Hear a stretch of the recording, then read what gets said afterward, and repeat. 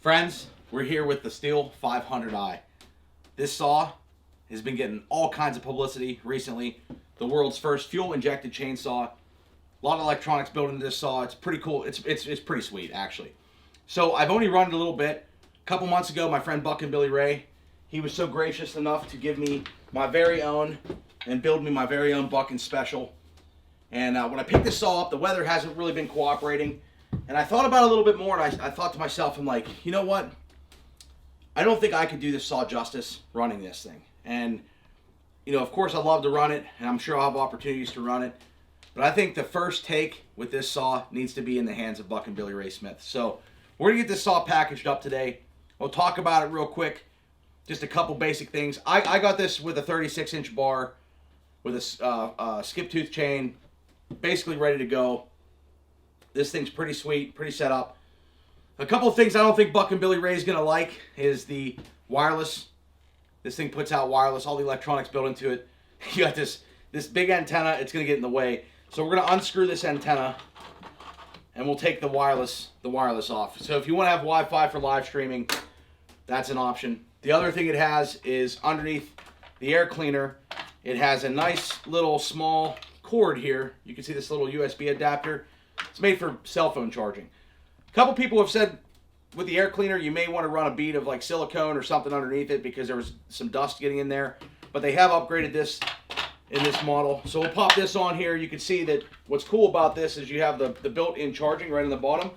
2 USB ports. You can plug your phone in to charge it, which to me is pretty sweet. So you can see my phone's charging right now. And then the other option it has, if you don't want to use the cord, you can keep the cord stuffed under there in the air box. You can just flip it on its side like this and flip it upside down. And if you just touch your phone right to this here, you can see my phone just started charging. So the wireless charging is a pretty sweet feature. All the electronics, that's what's giving this saw a little bit of controversy on the internet. But I don't think Buckin's gonna like this either, so we're gonna take that off. It's detachable, you don't need it. And you can see it still sits a little bit with a rake. I think what you're going to want to do is probably get some bucking spikes where the bucking spikes sit down a little further.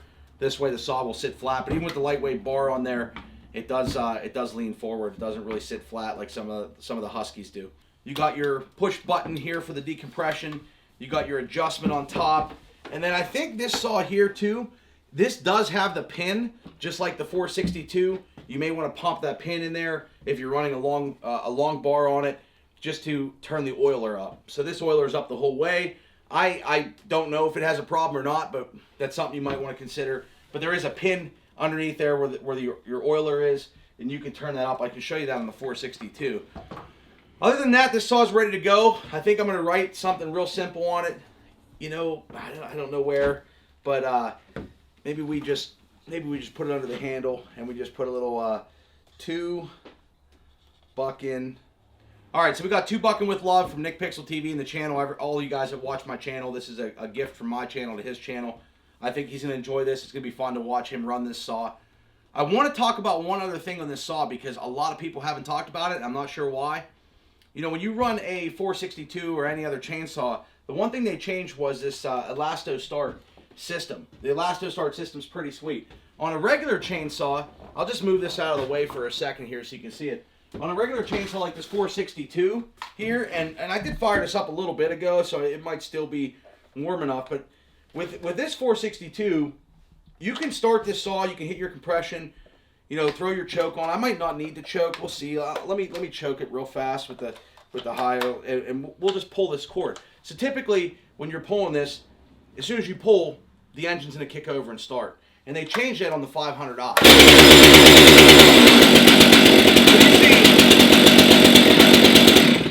So you see how that starts. You pull it, it fires up. Speaking of cold starts, I haven't started this Ford in a while. Let's see if the old 78 fires up.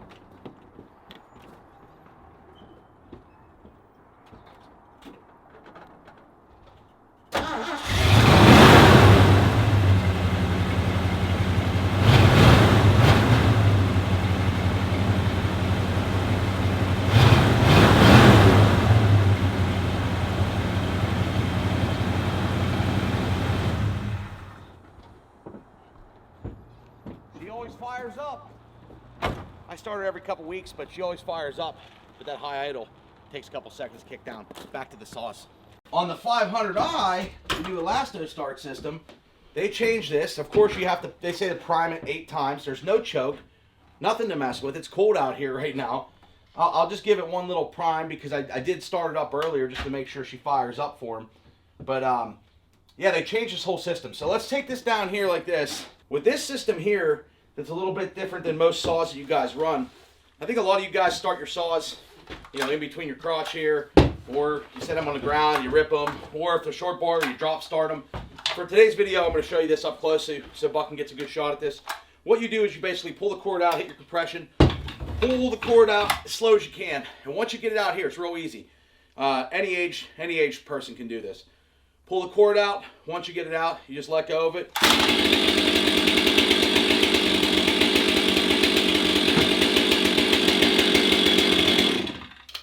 And then you're like basically good to go. So make sure you guys pay attention to that. Nobody's talking about it. I wanted to show you that.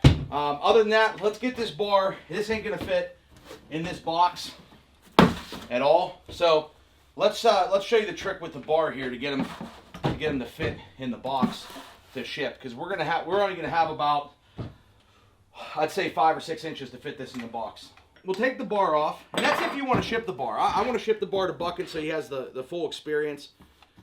So on the East Coast here, we have some cold weather, which is nice, and it's warm in the shed right now, but it's gonna get cold out tonight. And it only takes maybe 15-20 minutes. If you live in a hot climate, you're gonna want to use your refrigerator, your freezer, but you can take this bar off, and what we're gonna do is we're gonna set this bar with the chain, because you don't want the chain to pop off there. So we're gonna take this bar. I'll show you what we do with it. We take it out here, right? You can see the snow.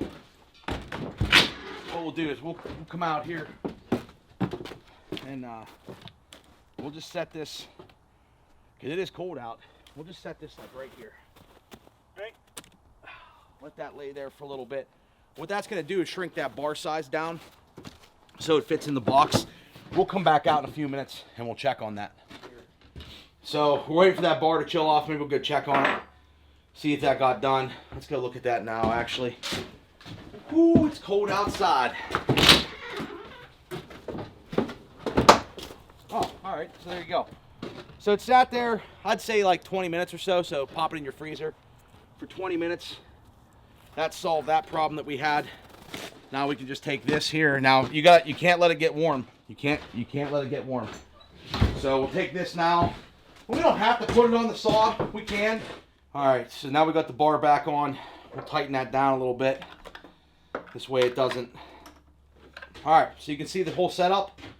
I'm not even gonna worry about tightening it up. He's not gonna need it. So Buckin, make sure when you get this, you keep it outside, keep it cold.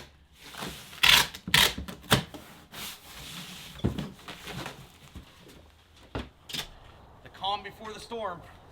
All right, I'm gonna leave this right outside here, just until, well, actually, maybe I'll, I'm gonna set it right here. Katie just left.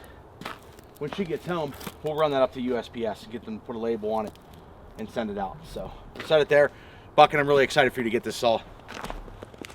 So, friends, I go get a slice of pizza, come home, Katie's home, the box is gone.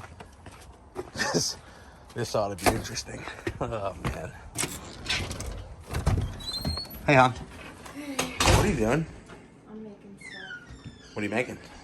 Earrings. Hey, I had a box sitting out front for us to take to the USPS store. Oh, I brought it in. Where'd you put it? I put it downstairs. That's the 500i that's supposed to go to Buckin. Okay. I was waiting for you to get home so we could take it up there and ship it. How long has it been sitting downstairs? Like 39, 40 minutes, 30 minutes. That's not going to be good. Well, we can just ship it tomorrow anyways, right? Yeah, I mean, He's it's... not even going to like it. You don't think? No, he's a husky guy anyways. Yeah, but that saw is 79.2 cc's. He's still not going to like it. He's still not going to like it? I'm pretty sure. It's 79.2 cc's and it's lightweight. Husky guys are allowed to lose some weight every once in a while. All right, we'll go get it. This is going to be a problem.